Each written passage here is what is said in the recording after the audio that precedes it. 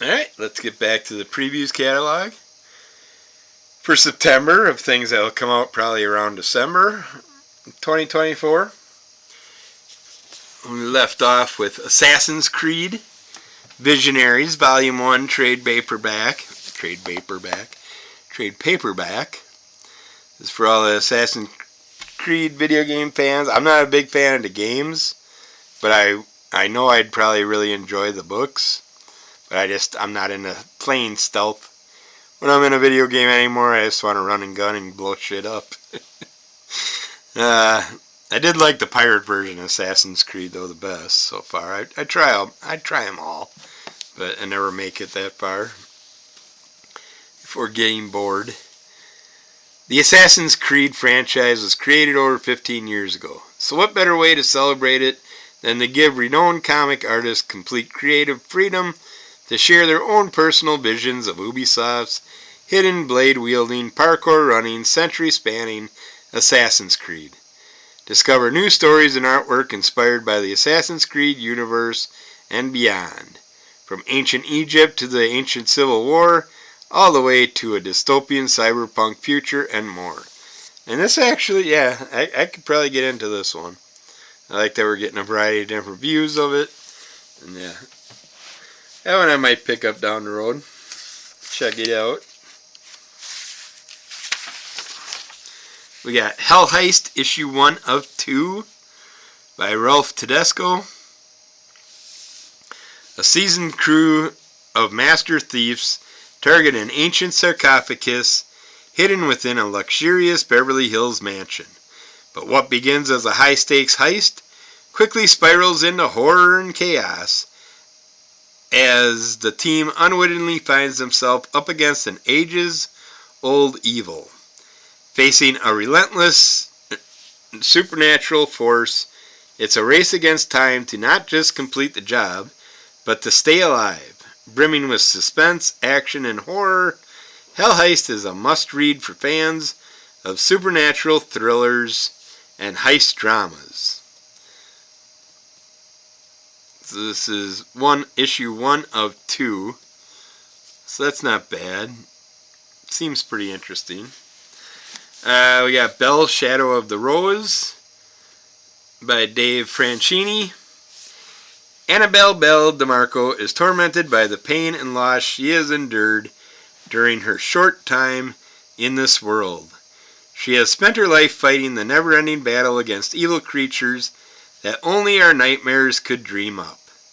But when she is presented with a remedy for a wound she has suffered with for far too long, a cure for the curse placed upon her brother, Alex, which changed him into one of the very beasts she hunts, Belle finally has a chance, after all these years, to pull his humanity back from the shadows it has been imprisoned beneath.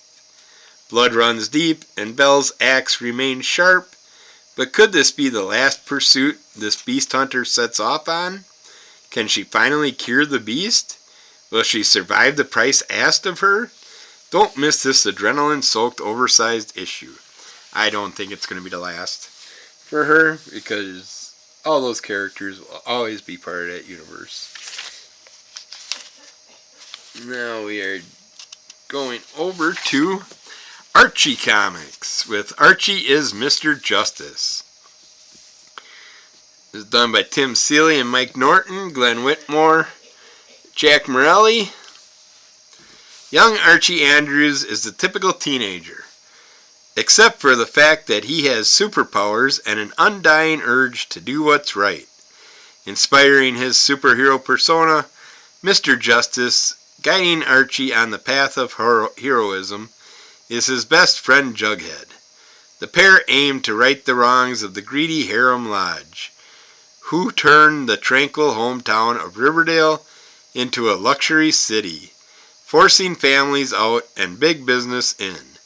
Can Archie's brand of justice bring Riverdale into a new, prosperous era? Or will his need to do good untimely be his downfall? This is truly a love letter to the best of Archie, for fans of series like Whatever Happened to the Man of Tomorrow and Invincible. So I'm not overly thrilled with that Archie character, so I'm not picking that one up. And it's got some decent imagery as usual and stuff, but I don't know. I would have went a whole different route with Archie as a superhero character than this type of character. The outfit and everything just reminds me too much of Invincible. And then we got Josie and the Pussycats Annual Spectacular. Why does it say OS? Doesn't that mean oversized? No. Done by Ian Flynn and various. Art by Stephen Butler, Lily Butler and various. Brand new story. Josie and the Pussycats are no strangers to the supernatural, but things get extra scary when they're tasked with playing a monster ball. They might need a little help from some unlikely sources. Alexandra Cabot and Sabrina the Teenage Witch. Like in the musical notes, they got them characters up there. But I was getting that, but now I'm debating. I don't know. We'll see. Got a Betty number 8 facsimile edition. Betty's doing some snorkeling. Jumping over to Distillery Comics with You Won't Feel a Thing number 1 by Scott Snyder and Jock. Years ago, Jack Bernard was an accomplished homicide detective. So accomplished that it cost him everything else in his life. Now Jack finds himself alone, trapped in a retirement home with a brain tumor that's slowly sapping his once keen mind of all memories. And when an ice-cold serial killer case from out of his past rears its head, Jack must call on all his remaining memories in order to stop a killer that only he still believes really exists.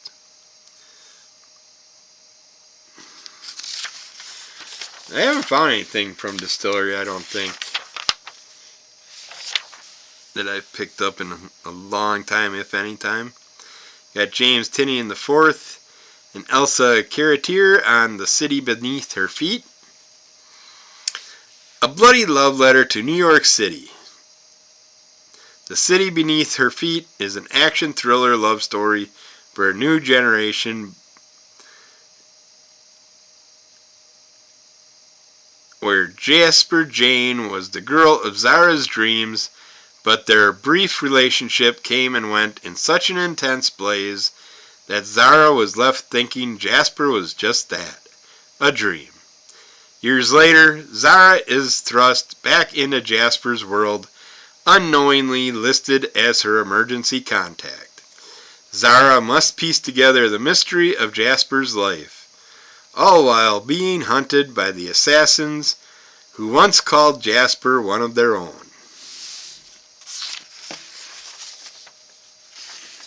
And we go to that, 202.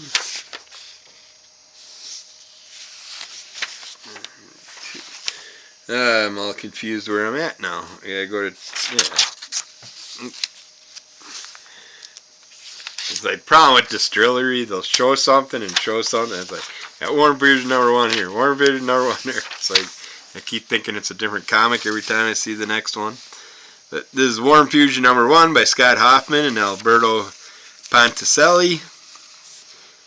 New York City, over 2 decades into the future, has been devastated by crime, ongoing storms, radiation from a terrorist incident in Times Square, and the genetic mutations caused by a life-saving cure.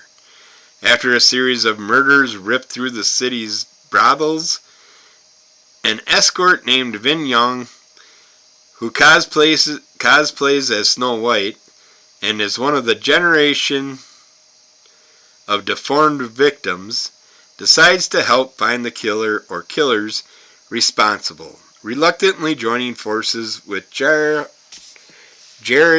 Hanover, the lone cop assigned to the case. The two are led to a biotech megacorp launching a cellular metal called Warm Fusion, a pioneering technology meant to replace prosthetic limbs, and soon confront the sociopath scientist, Nicholas Fleischer, his monstrous alter ego, Mr. Barnaby, and the hideous monster that he's been secretly creating. Sounds interesting. Sounds pretty interesting. Alright, we gotta jump a few pages to Christmas 365 #1 by Mikey Way, Jonathan Rivera, Piotr Kowalski.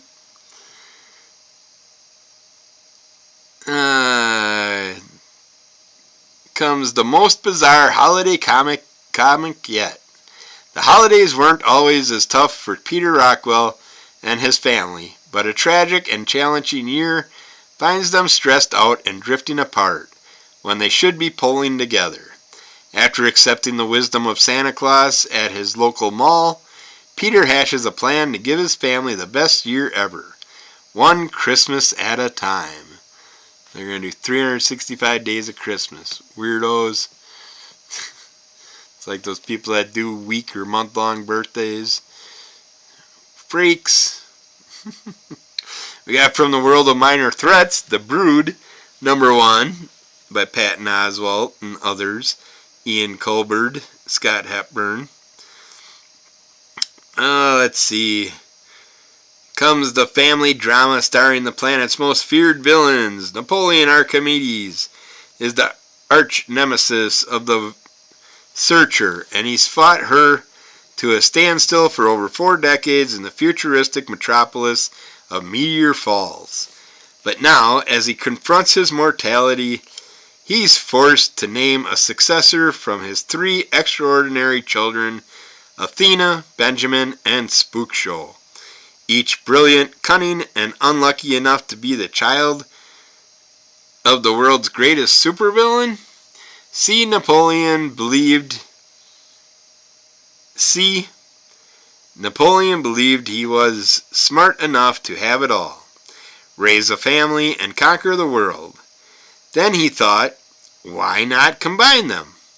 Take the kids on as partners, create a dynasty. None of it went according to plan.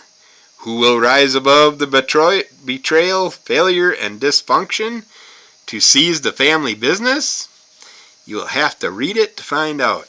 They got Giant Robot Hellboy Returns #1. Read the first one. If you heard my description, I was disappointed at how they did that. I'd like to keep reading to find out if they're going to right the wrongs that I think they did. But since I couldn't stand the first one, I'm not going to waste my money on the second volume of it. So, we got Midst, Ripples One Shot by Kendra Wells, Vash Taylor, and Will Kirkby. Third person and Critical Role proudly present a new series of stories from the Midst Cosmos. That's M-I-D-S-T. Just so you don't think I'm talking about something else. We begin and end in darkness between the ripples of the fold. We beg safe passage. Something bright has landed in the woods beyond the town of Frisk, and strange things begin to happen as a result. 10-year-old Daigle can't tamp down his curiosity about the unusual light and the changes it creates, while townsfolk fear his interest. It might be the key to everything when others arrive to this nestled little islet within the fold. Okay. I gotta jump a few pages here. Let's see, about 15 pages. Let's see what we got here. We got Stay Awake #1 by Joseph Oliveira, Adrian Manuel Garcia, and Robert Geronimo. A 4-part psychological horror comic series exploring the experiences of sleep disorders. A psychologist is forced to revisit the haunting cases of 3 of his former patients who've all died under his care. Was there really something at the end of the bed all along? Something ghostly. We got Exo Man of War, the Resurgence of the Valiant Universe one-shot. This is done by Fred Van Lent and Jesus Barrios. A Resurgence tie-in.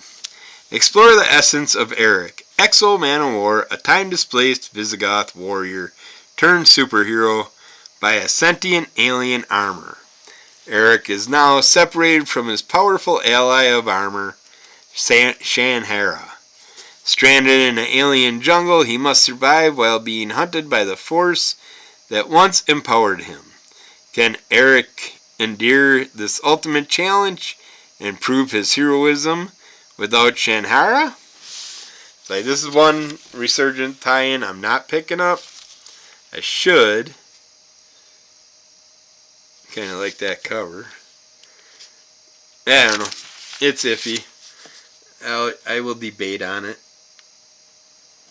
I'm going to put a question mark by it, just in case I decide to pick it up, because I have been picking the other ones up. But again, it's an ongoing, and I don't know how long, but this is the first ongoing I've seen from Valiant, at least in a long time. So, alright, now we're doing another big jump. Well, medium jump. Go to 10-page jump. To American mythology. We're checking out. I got lots of covers there, as you can see. Lots of covers list. Oh no, these are these are just issues of Silent Night, Deadly Night, or Valentine's Bluff that they have lots of covers of also. But this is Silent Night, Deadly Night versus Valentine Bluffs Massacre #1. Slasher Santa versus Killer Miner. Written by James Kahoric, artist E.V. Cantata. Two of the biggest slasher franchises from the 1980s return in a no-holds-barred one-shot battle royal. The Killer Santa from Silent Night, Deadly Night, and the Bloody Miner from Valentine Bluffs Massacre are patients at the same insane asylum, being studied as they recover from injuries that should have left them dead. But something sinister is at play in the halls of this institution. A serial slasher has put these two titans of terror on a collision course that will rock the holidays this season. Yeah, don't miss the slasher event of the year. It is a one-shot. I don't know if I even watched Silent Night, Deadly Night. I feel like I might have watched it, but I'm not sure. That's another question mark. We're debating on that one. But this one, I'm looking forward to. I like Scary Christmas. We get Scary Christmas versus Killer Claus. This is done by James Kahoric, Todd Livingston, Geo Parsons, Paz Calzada, E.V. Cantata, and Emmanuel Tamarelli. The horror days wouldn't be bloody without the return of Scary Christmas. This year, 3 creative teams bring horrifying tales of Yuletide terror to your doorstep with the series that isn't afraid to slash the halls this year. Told in stark black and white homage to the horror comic magazines of the past, Scary Christmas is guaranteed to put the ho-ho-ho in horror with more terror than you can stuff a stocking with. Experience the scariest time with these twisted tales that will choke you with tinsel and strangle you with blinking red lights. And I'm sorry about the phone ringing like crazy. We got these jackass telemarketers that won't give a break. They're constantly calling, and they just keep it up. I don't know why they can't get the hint. If I didn't answer the first time, I'm not answering the second time. So either leave a message or don't, but we're not going to sit there and answer the question. Okay, I got to get this one, so I'm going to end it here.